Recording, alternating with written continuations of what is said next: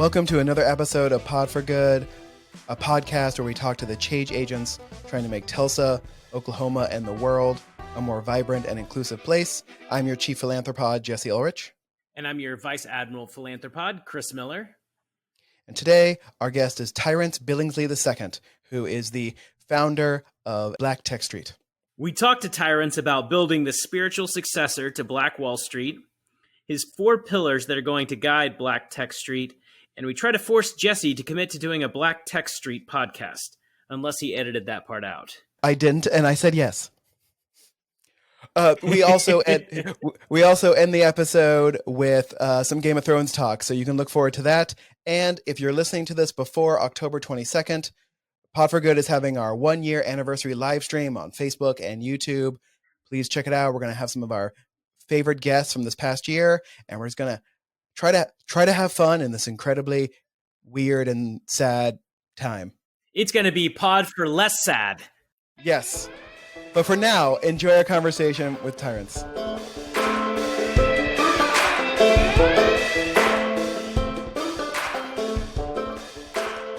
We are very excited to have founder and CEO of Black Tech Street, Tyrance Billingsley II, on the podcast today. Tyrance, how you doing? I'm doing pretty great, man. Thank you for having me. This is a great opportunity. You got me all with my fancy mic and everything. It's all great. Pod for Good does not mess around. We take this as seriously as 2 unserious people can take something. And please don't tell any prior guests that Jesse gave you a microphone, since he didn't do that for literally any of the other guests. Oh no, the whole point was to let them know that I'm special. That was the entire point. To Congressman Kojo and his wife Anika, I apologize. To Greg Robinson, I apologize. To our city councilor Kara Jo McKee, Did you apologize I apologize. to Tulsan of the Year? To Tulsan of the Year, Jeff Martin. I haven't apologized to him yet. We are here to talk about Black Tech Street. Future Tulsa Man of the Year. Yes, yeah. And 2021 Tulsa Man of the Year, which will be way better than 2020 because this year's been terrible. Absolutely. Dear Lord. So tell us about the genesis of Black Tech Street. I'm a born and raised Tulsan, here the African-American community, grew up with the stories of Black Wall Street. And, you all know the story of Black Wall Street. It was once the most affluent entrepreneurial African-American community in the country, ended up being destroyed in the Tulsa Race Massacre. And that's kind of defined the narrative ever since, even though there were different iterations of Black Wall Street afterward. The massacre defined the narrative ever since. So it got me thinking. I've always been passionate about entrepreneurship, and I've always been passionate about technology and its ability to change the world. So it got me thinking, if Black Wall Street was a premier of innovation and a premier of entrepreneurship back then, had it not been destroyed, what would probably be the industry that it was wrapped in, that most proliferated? With the tech industry being the industry that is at the premier of innovation and causing impact as well as wealth creation in the world, I thought, well, had Black Wall Street been supported and not destroyed, it would be nothing other than a premier tech hub. So thus Black Tech Street was born. So, should I go into it now, or should I, some more of the breakdown? Yeah, well, so that's what you told us was why it should exist. Now tell us how it's going to exist. So Black Tech Street is going to be executed by leveraging multiple different national and local partners, but specifically around 4 core pillars. So the first pillar is the relocation of African-American startups, African-American and minority-focused venture capital firms, and African-Americans who work remotely for major tech companies. So by doing that, not only are we helping edify the narrative of Tulsa's as Black Tech Street, we're also, introducing a massive pool of brilliance and even more talent into Tulsa's ecosystem. Because if Tulsa is a place where, there are incentives for African Americans, both the startups, the capital, and the brilliant remote workers to all come here, almost as if like it's always been home, we're going to have a proliferation of incredible talent and incredible ideas. The second pillar is the tech enabling of local African-American businesses that are not inherently hockey stick growth companies. So what do I mean by that? We know that there are multiple different tech services out there that can help traditional businesses to grow their revenue, grow their customer acquisition, and all sorts of things like that. So we're brokering a partnership with QuickBooks, Salesforce, and Google for Google Analytics. So we can offer a package of a lot of these different services to local African-American businesses absolutely for free. Because, tech isn't just, we don't want people to think that when we talk about tech, we're just talking about the people with high growth tech company ideas. We want to produce more of those, but also we're showing how immersing ourselves in the tech industry can enhance and make more resilient every aspect of our lives. That includes traditional business. The third pillar is actually weaving a culture of tech entrepreneurship throughout the African American community, beginning in Tulsa's schools. So we're partnering with the Kapoor Center and an organization called Smash, who specialize in finding different ways to integrate coding and tech entrepreneurship skills in K through 12 programs through traditional schooling. And our goal here is to create an appendage to the Tulsa public school system where African Americans who go through TPS via either after school programs or other institutes that we partner with grow up knowing things like how to code and grow up learning the steps about tech entrepreneurship, so that when they graduate, they can go to schools like Holberton and just hit the ground running, or actually be certified when they graduate from high school as like software engineers. And also that provides a viable third alternative to either going to a four-year university or going to a trade school. If there's a viable third alternative for African Americans to just come out of the school knowing how to code, they can either go straight into the workforce, being a software engineer, or the viable alternative of them starting a tech company, because the ecosystem we've built out is so robust that there's enough resources out there that really makes that a viable option that, hedges the risks, that decreases the risk that one would typically have. That pillar is so important because we know that over the next 10 years, there's going to be almost 1 million jobs in the software tech world that are going to go unfilled due to lack of talent. And almost all of these jobs are going to be 100K or more. So if we are able to cultivate here in Tulsa a workforce of African Americans to go in and help fill those jobs, not only is that helping boom our economy, but that also provides a model for other cities to also understand that a way to remedy a problem of intergenerational wealth in the African American community might be through, building them up to be a massive tech workforce and tech entrepreneurs. The fourth pillar is advocating at the state and local level for minority and tech-friendly policies. So, interfacing with entities like NVCA in DC and Aspen Institute in California to look at certain policies that cities have actually put in place to help tech people, both tech companies and tech workers, flourish. So whether that be something simple like the software tax cut that Oklahoma had recently adopted, or things more advanced, we're going to be looking into ways to put those policies into place. But also, when we say minority and tech-friendly policies, we don't just mean at the state and local level intrinsically. We can also mean policies within companies that make for more inclusive environments to help them thrive. So between these four pillars, we plan to facilitate $1 billion worth of investment in the African American community via tech-facing community development initiatives over 10 years. And the whole goal of it is, even though Black Tech Street is the name of the entity, Black Tech Street will also be the new moniker for Tulsa. 100 years ago, we commemorated the destruction of Black Wall Street. The goal is to establish something that 100 years from now, our descendants will be able to commemorate the beginning of Black Tech Street. One of the things that you've talked about in some of your writing is imposter syndrome, and that Right. One of the things that you want to tackle is empowering Black youth so that they don't automatically, say, well, I can't go into tech. I'm not the right person. How are you going to attack that? And what does that mean to you? So there are multiple ways to attack that. Part of the very sheer coordinating of the ecosystem towards building these mechanisms specifically for Black children will go a long way to dispel that, because that actually shows that not only are they worth it, but the fact that these programs will be built specifically for them, they won't have to suffer imposter syndrome as much, because they're going to be in environments and they're going to be being taught this in ways that are very culturally competent and that are very much in line with who they are versus in line with who they quote unquote should be. But imposter syndrome is real in the African American community in general, but specifically with the tech industry because of what I just said.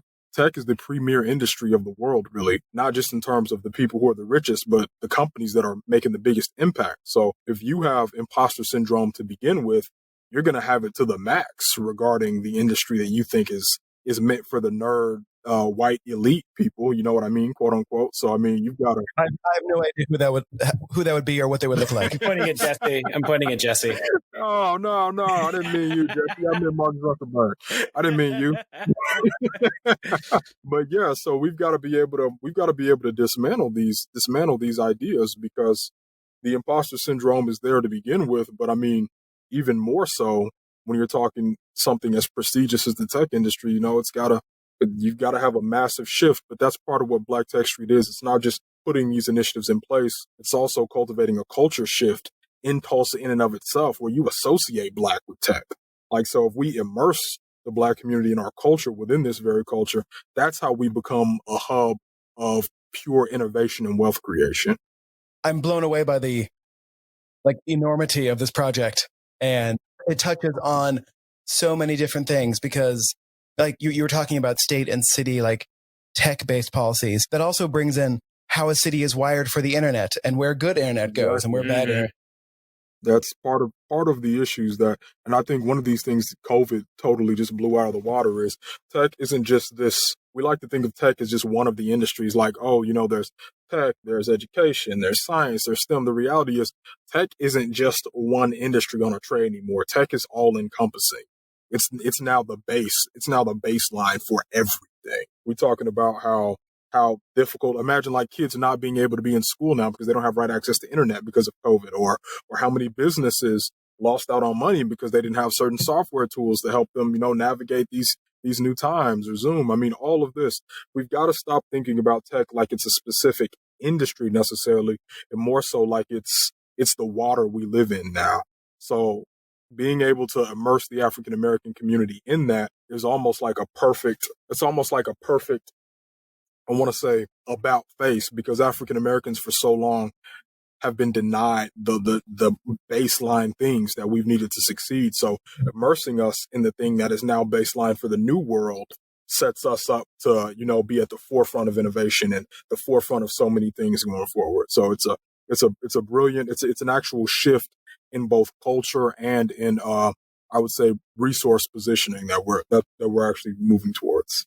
And I think that's an important part of your policy, and what you're trying to build, the fact that you want to bring along a lot of the traditional businesses that aren't technically in the tech industry, but how you're using tech to bring them along so that they don't feel like they're going to be left behind by this new innovation.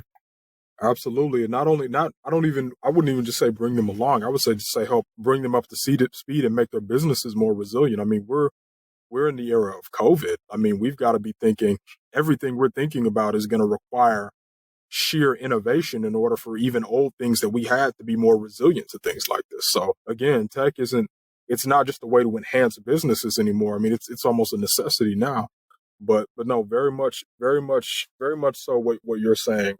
So yeah, that's the Black Tech Street Initiative, and the Black Tech Street organization that I'm building, that would be me and my team, are going to kind of sit at the center and kind of coordinate a lot of these different initiatives and these different efforts among the ecosystem, cultivating global, national, and local partners to continue to be a force for this. I mean, there's not going to be a point that once the Black Tech Street Initiative is quote unquote complete, then it's over. No, our organization is going to continue to be a connection between Tulsa and world-class tech resources, whether they be companies, organizations, or new ideas to be piloted here that can end up solving issues we have. Our company is essentially going to be a conduit for that. You reached out to me a couple months ago about this project, and from that point, I know many things have happened. Right. So where are you now in this process? We've had some pretty amazing things happen. So I think the thing that happened right after I reached out to you was Congressman Ro Khanna, who is the congressman over Silicon Valley. He and I ended up connecting, and we actually have an op-ed that's going to come out in a national news media outlet where we actually put the gauntlet out to Silicon Valley and some of the other big companies and challenge them to come help us build Black Tech Street and do it in a way that's different than that's ever been done before. So we incentivize them we try to get them to incentivize their African American remote workers to apply to Tulsa Remote. We also open the door for general partnerships and investment in helping build and bring Black Tech Street to fruition. That's one big thing that's happened. Another big thing, probably the biggest thing that's happened, is there's a massive organization called Second Muse. They're actually the entity that helped Lightship Capital raised their $50 million fund. They actually put $20 million into it. They have totally embraced Black Tech Street. They're even allowing me to use every resource they have is now mine. BizDev, law, their law firms, their law team, and even the operational staff that I needed. They're actually going to be filling with their staff. They're essentially giving me a team, even though I still have full autonomy over it. But because they believe in this, and they're going to put boots on the ground to help us build out this ecosystem. They have done amazing things before. They've done work in New York. They're connected to the Bill and Melinda Gates Foundation. They've got work overseas. They're just this massive organization that specializes in ecosystem building and building ecosystems equitably. And they're fully on board, and they're helping to power us. It's pretty incredible. That actually just got kind of made official like last week. So it's pretty incredible. I love it. I so rarely get to use that button on our podcast recently because our podcasts have usually been really sad lately. No, this is good. Well, what I was going to ask about, I don't know if this is a downer question now, so sorry, Jesse. Well, yeah, lately there have been a lot of instances of tech companies either not taking care of their employees or trying to, kind of control them more, what they say, what they do, and stuff like that. So how do you build a Black Tech Street that empowers the employees as well as, those who are the entrepreneurs and the startups and the business owners?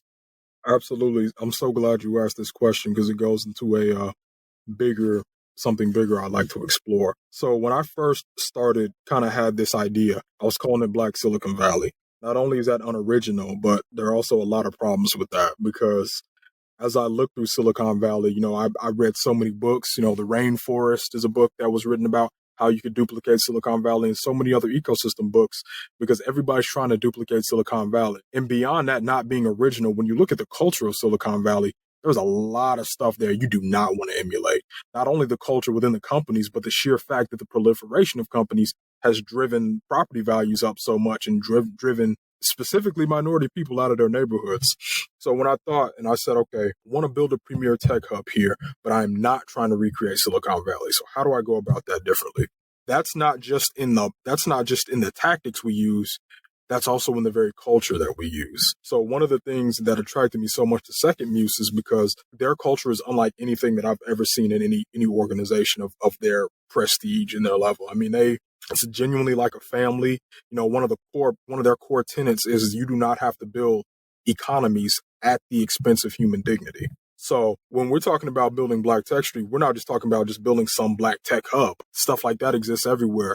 Not only are we trying to make it bigger than that, we're also trying to make it have an entirely different culture that tech has ever had before. One that is not inundated by white supremacy, sexism, patriarchy, things like that. We're really looking at doing this in a totally different way. And that's why building out the culture of what Black Tech Street is so core because our compelling story and with the traits that Tulsa has, low cost of living, more realistic valuation from startups, that could attract anybody. And we could get a proliferation of companies, but to really be different, to really innovate, not just in terms of technology, but to innovate in terms of culture and innovate in terms of standards of this industry, we've got to lay something different.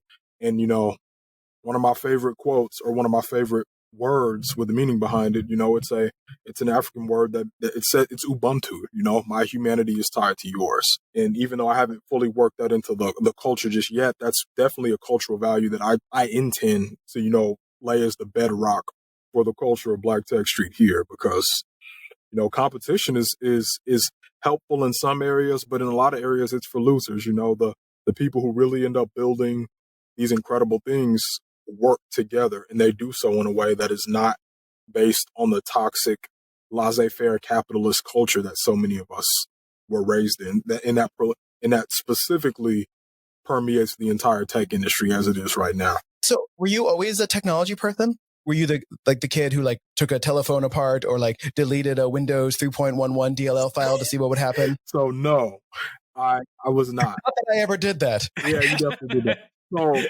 So I was the kid who was curious, and my initial inclination was always towards science. So fun fact, I've gone through a lot of phases in my life.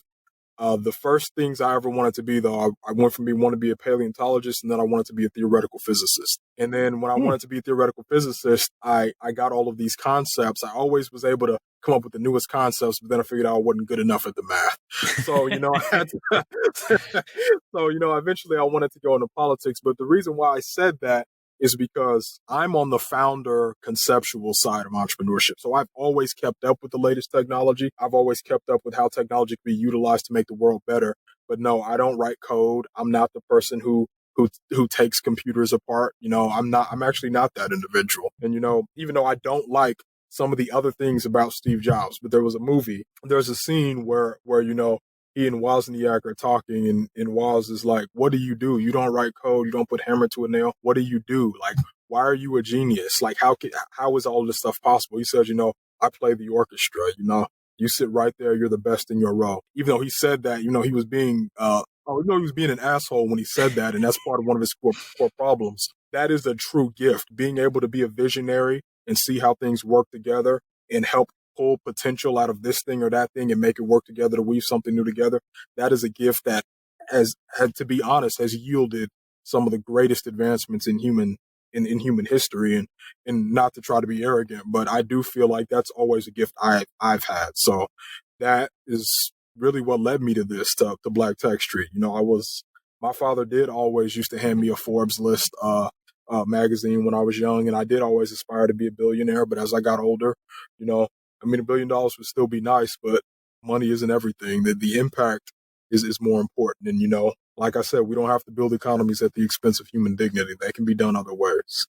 So I always ask this question about organizations that are around Black Wall Street and talking about it, which is to Telsons who even know it exists and to know what happens. In their mind, all they still see is that one small strip of Greenwood. So when you say Black Tech Street, like how much of downtown Tulsa are you imagining? Are you imagining all of it? I'm imagining Black Tech Street is not confined to a physical space. I am imagining a massive area with a proliferation of Black companies, but it's not confined to a physical space. That's part of what makes tech the perfect place to build this and the perfect way to build this.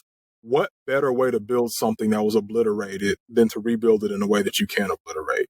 You can't obliterate a tech hub. You can't obliterate all of these files. You can't obliterate, like you said, you can't obliterate an ecosystem like that. It's different. You've got to build it not only better, but you got to build it in a way that's resilient and resistant to the last way it was destroyed. So, when I imagine Black Tech Street, I imagine a concept where innovation and brilliance of Black people shines through via the tech industry. And the original Greenwood extended, far north of downtown. 40 blocks.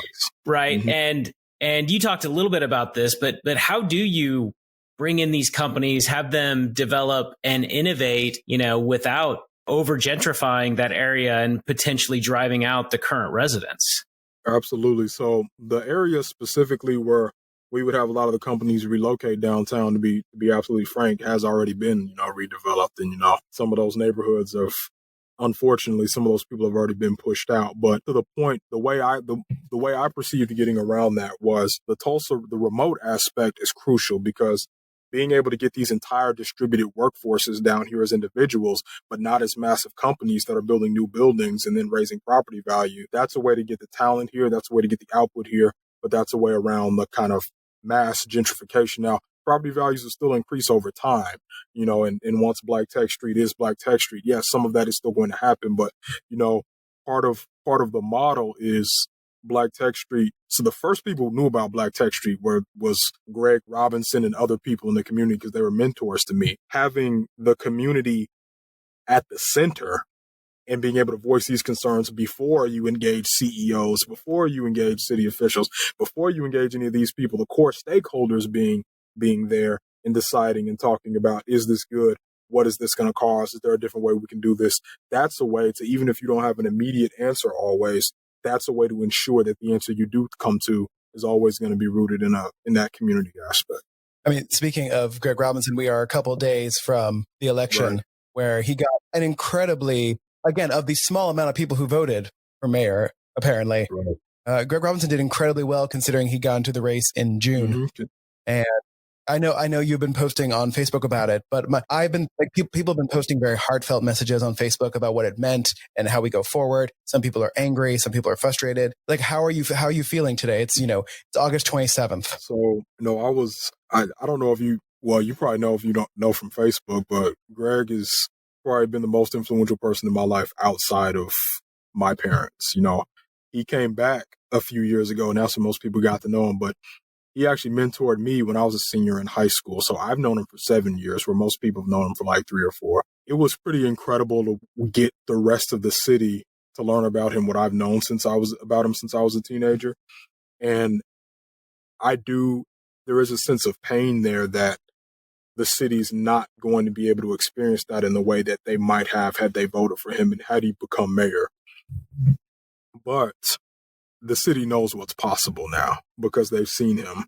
They've seen him, they've seen how he moves. And it's funny you ask this because this is perfect. When Black Tech Street comes to fruition, this city will also have Greg Robinson to thank for that, because not only was he the first person I told, he's the reason I decided to stay in Tulsa instead of going away for college when I was in high school, because we worked on Mayor Kathy Taylor's 2013, re-election campaign together. That's when I learned about all this development that was coming to Tulsa. That's when he kind of laid the track that, Tulsa's up and coming, man. You could stay here, you could do something amazing, and you could build it into something world class rather than going off to New York or Chicago and trying to conquer these beasts that have already been developed in our centuries old. You've got something brand new almost that you could build into something bigger than any of those things. And he's the reason that I wanted to stay here. So again, if not only the impact on me, not only do I feel like the city missed out in terms of electing him, but I'm grateful that the city got to see him. And when Black Tech Street comes to fruition again, they'll have him to thank for it inadvertently also. I'm wondering, there are now like 6 co-working spaces in Tulsa. And so I was wondering, is part of this going to have a more Black centered co-working space? And if so, will you get better internet to that co-working space than 36 Degrees North has? So that has been kicked around, and the idea for that is being explored. But, ideally, 36 Degrees North has some things in the works that if Black Tech Street could come as a full partner on, we can end up ensuring that what Black entrepreneurs and Black people need are equally represented there as what others need. But the idea of a Black focused co-working space, that's been explored. That's definitely been kicked around. But, I'm kind of wondering if we can't get this right in Tulsa. I'm wondering if in Tulsa, this could be the place where once Black Tech Street is established and has its bearings, if we could end up partnering with 36 Degrees North and making something that's actually inclusive and actually holistic and for everyone from the get-go, rather than retroactively trying to make something inclusive because racism is in the media and nobody wants to look bad. So, as Chris and I are clearly 2 white people, like... I didn't notice. Yeah. No, I'm just the stereotype of a Silicon Valley nerd, apparently, as we learned earlier. What can, as 2 people who are not in the tech industry, even though podcasting, I guess, it's like in the Venn diagram, it's there. But it's around. What can we do to help, considering we are not millionaires or billionaires? Well, doing things like this, man. Anytime that there's a message we want to get out, or anytime that there's a media connection we'd love to make, we love to come through you guys. Matter of fact, a Black Tech Street podcast has been kicked around, and Hey, I know a really good podcast producer and editor. So who knows? Maybe I'll plan to come here and put you on blast to ask you in front of everybody. Listen, you don't have to ask Jesse. Jesse is always looking for more podcasts to do. If he doesn't have 12 jobs, he's not happy. I'm very depressed when I'm bored. So podcast coming at you. So yeah, that's how it goes. So I'm just thinking about. So are you trying to change the subject because you don't want to commit to doing a Black Tech Street podcast? I already 100% committed. I 110% committed. I'm just trying to get it on recorded so you can't back out later. Wait, you're the editor though. You could just delete it later. You have a timeline of how this is going to roll out. At the end of that timeline, is that that's the end of your launch timeline. What do you want 2 years from now, 5 years from now? What do you want? What would you like Black Tech Street to look like and to have brought to Tulsa? Well, 5 years from now, I'd like Black Tech Street to be an entity that has capital to deploy in creative ways to find creative ways to make Black Tulsa flourish through the tech industry. And I'd like Tulsa, Black Tech Street, the new moniker, to have over between 50 to 60 new African-American startups, north of 12 different venture capital firms focused specifically on Tulsa entrepreneurs in the Midwest. And I'd like there to be permanent, perpetual apparatus on TPS's school system that's actively producing students who are graduating knowing how to code. I think that the Black Tech Street initiative, the 4 pillars that I'm talking about, obviously there's continual work that will be done on them as far as iterating on them, but some of these things can really be done in 5 years. And the Black Tech Street initiative isn't all of it. The Black Tech Street initiative is basically the startup game, the game of starting this new ecosystem of Black Tech Street, but it goes beyond that. It goes to finding all of these other opportunities to partner Tulsa with tech companies or organizations that are finding innovative ways to solve problems, build new economies, and facilitate wealth creation in our community. So, 5 years from now, I expect us to be pretty well off. Obviously, there's anytime there's something like this, when Black people are trying to build something for their community, there's going to be people who say, well, why is it just for Black people? Right. What do you say to somebody about why doing this is not just great for the Black community, but also great for Tulsa? Well, so, we know that Tulsa's history has always been something of a learning point for the rest of the country. Tulsa's always, been, for better or worse, it's been for worse in the past, been a place of example for other places. So, the fact that we had the worst race massacre here in history and it got covered up, that just perpetuated to a culture that, was terrible. Black Tech Street being built is not only going to be a new brand for our city, it's also going to build a new, beautiful, inclusive brand for our city, build a brand that shows that Tulsa is a place that is all about building new and incredible things. And the fact that Black people could build this in the very same city where we were once murdered without recourse or without repercussion. I think that sends a powerful message, not just to Tulsans, but to the rest of the country, because I feel like Tulsa can be the shining city on a hill that's a beacon to the rest of our country in terms of race relations. And doing something like Black Tech Street would absolutely serve as a beautiful example for that. But for the people who don't like that, I tell them to kick rocks and I ignore them. White people's fragility about their own place in society it drives me nuts. I'm like, you're fine. You're gonna be fine. This isn't gonna change anything about your life. It's not always a zero-sum game. Somebody else's gain isn't your loss. It's not at all like that. And part of the thesis behind Black Tech Street, and this is something that we're cultivating with Second Muse, is that racism isn't just some glass ceiling you have to break to be kind.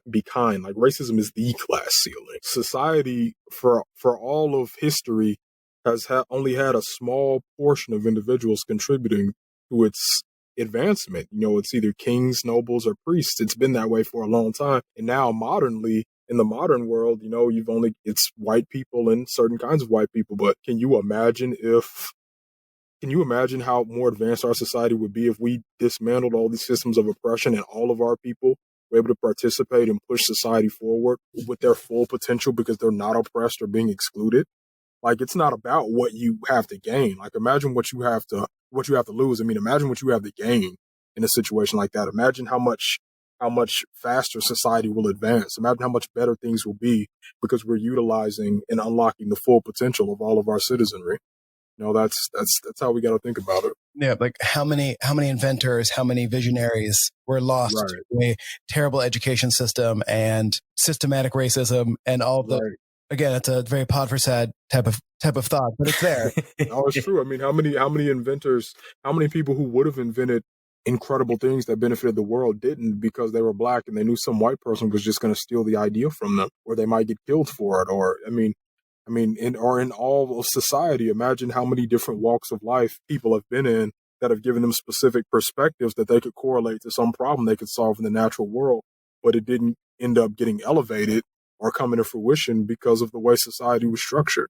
I mean, we've got to think about all of these things, and we've got to remedy them. One of the things I know that has stopped businesses from moving to Tulsa before is some of both Tulsa and Oklahoma's problems around education.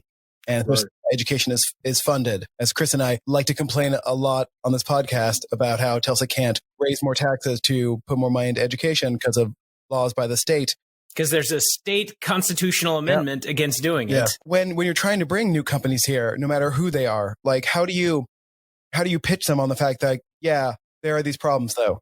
So the way, part of what the third pillar is meant to do at Black Tech Street, I mean, part of a way to show that we're doing something different is to facilitate massive investment in the area where we have a deficit, you know? So I get that that's a problem, but coupled with some of the other incentives that we have, plus the fact that we're pouring massive amounts of money and coordination into fixing this problem that is this education issue, hopefully people will want to come here to build, you know, not just to reap, but also to help build this system where all of these companies want to come and want to work together because that's what's going to yield a better society in general. And part of that stems out of education. But, you know, this question is so core because the reality is this is why Tulsa lost Tesla, to be real. I mean, the talent is everything. I mean, we could talk about whether or not Tesla coming here was going to be good or bad. People could talk about that. But the reality is when it comes to situations like that, it's all about the talent and it's all about education. You know, not only our K through 12, but Tulsa is one of the only major cities without a 4-year public research university, you know, and that's where a lot of companies look to pull a lot of their incredible talent from. Talent is the commodity when it comes to major companies. So, you know, we've got to be thinking about these things, and we've got to figure out ways around our outdated political system, you know, to remedy these issues. Let me ask you this. So we are still in the midst of the COVID-19/coronavirus pandemic. Right. And usually I sort of breezed over our original question, which was like, you know, in this pandemic, how are you doing? I'm not going to ask that one. I'm going to go to our last question, which is during this time, when you're trying to start this huge thing, when you're not working, what is your pop culture comfort food? What do you do to relax? What do you do to have fun? What do I do to relax? Well, other than talking to and loving on my girlfriend, you know, what do I do to relax? I not only read, but I rewatch episodes of Game of Thrones before, you know, it ended the way it did. Even though I still like the ending somewhat, it was just, you know, I rewatch episodes of Game of Thrones. In my headcanon, the show sort of ends when Arya kills the Night King. Spoiler alert for our listeners. Like, you like to think that, but I was so happy at that moment. I'm like that still in my mind, like that's the memory I think about when I think about the last season. I'm like, I was so excited for that.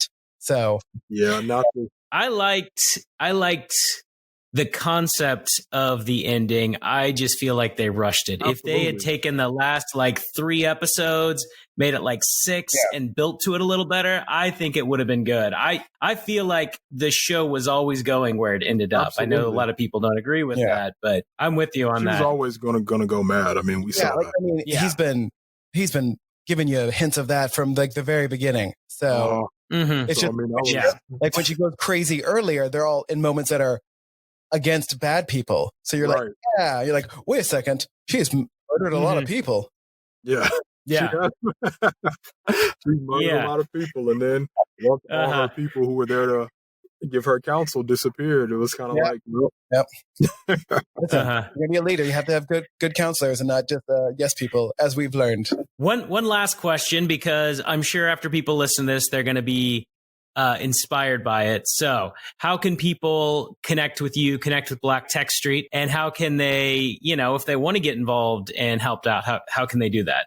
You can go to www.blacktechstreet.com, sign up saying you want to help. There will be multiple calls to action of how you can get involved. And through there, we can just work together to build this amazing thing, because this is something that could really change our community like in perpetuity. And we're gonna execute on it. Got to make it happen. I feel like this is my life's work for at least the first part of my life. You know, I like to think of my life in phases or seasons, if you will. You know, so I'm still in that stage where I'm freeing people and conquering cities. But, eventually I might get to the stage where, I get the dragon and I just burn things down. But hopefully that doesn't, hopefully we don't go there. But, it's possible. It's possible. Yeah. Yeah. You're like, you know what? I'm just going to sail off the end of the map. How about that? Or I could do absolutely nothing and end up becoming king. Yeah. Yeah. He was just in prison, and you're going to listen to him about who the next king should be? Anyway, all right. We'll save that for a nerdier podcast. Right. Well, hopefully we'll be able to check in with you again, 6 months, a year from now, have you on again. Maybe there'll be a Black Tech Street podcast at that point. Yeah, could be. I love it. I love it. Well, thank you so much for joining us today. This was a lot of fun. Absolutely, man. Thank you.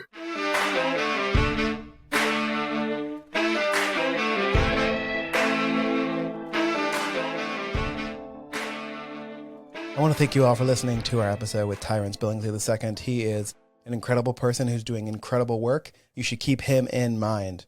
You can follow him on both Facebook and LinkedIn. And while the Black Tech Street website is not up yet, it'll be up very, very soon. I hope you enjoyed our conversation with him. Please remember to subscribe to this podcast anywhere podcasts can be found. Please follow us on Facebook. Our Facebook page is pod4good. And if you're listening to this before October 22nd, please join us for our 1-year anniversary live stream on October 22nd at 7 p.m. We'll be streaming it on Facebook and YouTube. You'll be able to find it. It's going to be great. It's going to be a celebration of people who are trying to make the world a more vibrant, equitable, and inclusive place. And remember, Tulsa and Broken Arrow, I saw the numbers today. Please remember to wear a mask. It's not for you. It's to protect other people. So get it done, Tulsa, and wear that mask.